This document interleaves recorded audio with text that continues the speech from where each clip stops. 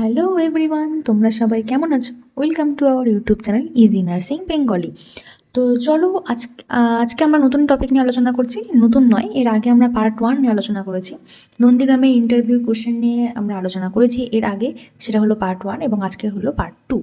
তো পার্ট 2তে আমরা আর রিপিট করছি না সেলফ ইন্ট্রোডাকশন বা তুমি কেন এই নার্সিং প্রফেশনটা কেন নিতে চেয়েছো বা মানে কেন বেছে নিয়েছো, এটা আর আমি রিপিট করছি না, ঠিক আছে? এইটা প্রায়শই মানে 99% সবাইকে কিন্তু জিজ্ঞাসা করে দিয়ে থাকে। আচ্ছা, এরপরে পার্ট 2তে দেখো কী কী কোশ্চেন এসছে আজকে আমাদের। সেটা হচ্ছে দেখো, হোয়াট ইজ হাইপার টেনশন। তাহলে কী বলছে দেখো, হাইপার টেনশন কী? আচ্ছা, আমরা সবাই জানি যে ব্লাড প্রেশার যখন নর্মালের থেকে বেড়ে যায় সেটাকেই কিন্তু আমরা হাইপার টেনশন বলে থাকি।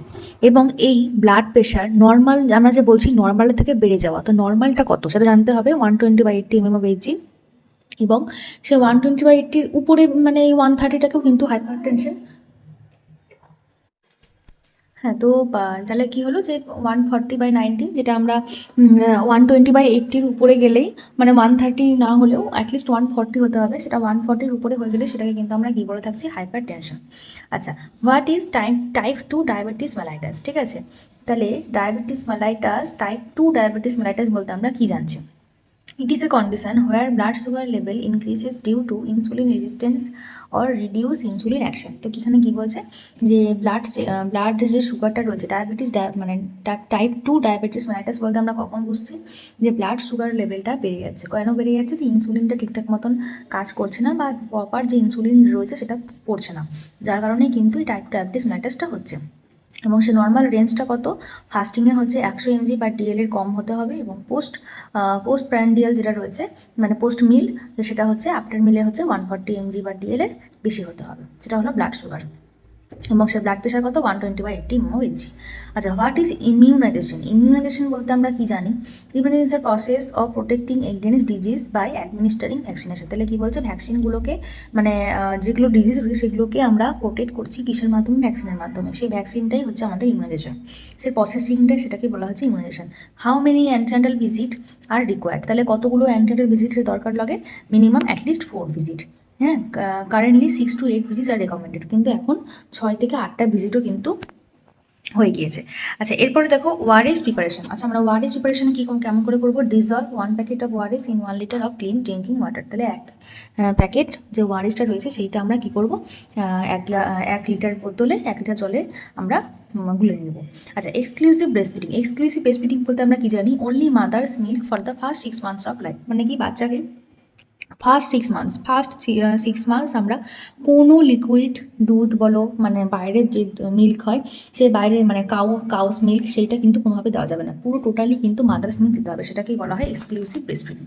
First management of fever patient. তো ফার্স্ট আমরা কোনো এরকম কোনো পেশেন্ট এসছে যে যার জ্বর হয়েছে, তাকে কি আমরা কী করতে পারি? সেক্ষেত্রে আমরা টেম্পারেচার করবো, টেম্পারেচার আমরা চেক করে নিলাম, এবং তারপরে আমাকে কী করতে হবে? হাইড্রেশন রাখতে হবে, শরীরকে সবসময় কিন্তু হাইড্রেশন রাখতে হবে, যার জন্য কী করতে হবে? মানে পর্যাপ্ত পরিমাণে জল খেতে হবে, এবং কোনো প্যারাসিটামল দিতে হবে, এবং আইডেন্টিফাই দ্য কজ, কী কারণ হচ্ছে সেটার জন্য কিন্তু আমাদের অনেক ব্লাড টেস্টও করতে হতে পারে।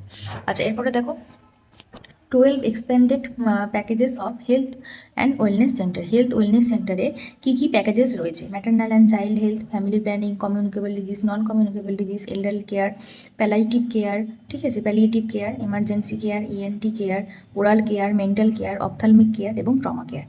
ক্লিয়ার? আচ্ছা, তাহলে কী হলো? মা এবং বাচ্চাকে নিয়ে কেয়ার করা হবে। ফ্যামিলি প্ল্যানিং সম্পর্কে জানানো হচ্ছে, কমিউনিকেবল ডিজিজ এবং নন কমিউনিকেবল ডিজিজ, যেগুলো ডিজিজ আমাদের কাছ থেকে আরেক জায়গাতে ছড়াবে না বা যেগুলো ছড়াচ্ছে সেগুলো ডিজিজ নিয়ে আমরা হেলথ কেয়ার দিয়ে থাকছি।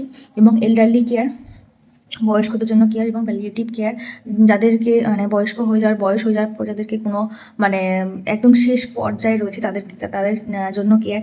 এমার্জেন্সি কেয়ার, ইএনটি কেয়ার, হ্যাঁ, মানে আই, নোজ এবং টাং, মানে যেটা একদম পঞ্চেন্দ্রিয় যেটা বলা হয়, এবং সেই কেয়ার। ওরালি কেয়ার করা, এবং মেন্টাল হেলথ, এবং অপথ্যালমিক কেয়ার, চোখের কেয়ার, ট্রমা কেয়ার। আচ্ছা, full form of non NPCDCS। এইটা শুধুমাত্র ইন্টারভিউর জন্য বলছি না, এইটা মানে রিটেন এক্সামেও কিন্তু এই যে আপকামিং যে সিএচও এক্সামগুলো রয়েছে আদার্স ডিস্ট্রিক্টে, সেগুলোর জন্যও কিন্তু ইম্পর্টেন্ট এই কোশ্চেনটা। এনপিসিডি সিএস, এটা মনে রাখবে কিন্তু, হ্যাঁ। National programme for prevention and control of cancer, diabetes, cardiovascular disease and stroke, মানে খুবই ইম্পর্টেন্ট। এই পাঁচটা যে ডিজিজ রয়েছে, মানে চারটা যে রয়েছে, ক্যান্সার, ডায়াবেটিস, কার্ডিওভাস্কুলার ডিজিজ এবং স্ট্রোক। আচ্ছা, এরপর দেখো what is LBW, low birth weight. হ্যাঁ, তো লো বার্থ ওয়েট হচ্ছে কি, defined as a low birth weight less than birth weight, মানে একটা বাচ্চা যখন ওয়েট হচ্ছে 2.5 কেজির কমে, তখনকে আমরা কি বলি, লো বার্থ ওয়েট। আচ্ছা, when to admit LBW baby in NICU, কখন আমরা এনআইসিউতে বেবি আমরা অ্যাডমিট করছি, যখন আমরা দেখতে পাচ্ছি যে কি ওয়েট 2 কেজিরও বেশি, মানে 2 কেজিরও কমে গেছে, মানে 2 কেজিরও কমে গেছে, এবং তার সাথে ব্রিদিং ডিফিকাল্টি রয়েছে, ফিডিং প্রবলেম রয়েছে এবং সাইন অফ ইনফেকশন, সাথে ইনফেকশনও রয়েছে, সেক্ষেত্রে কিন্তু আমরা এই এনআইসিউতে অ্যাডমিশন করাবো। এবং লাস্ট কোশ্চেন আমাদেরকে একজনকে করা হয়েছিল, সেটা হচ্ছে কি, what will you do if a mother refuse vaccination. তোমার কাছে একজন মা এসে, তুমি অ্যাজ এ সিএচও, সে ভ্যাকসিন নিতে চাইছে না, সেক্ষেত্রে তুমি কি করবে?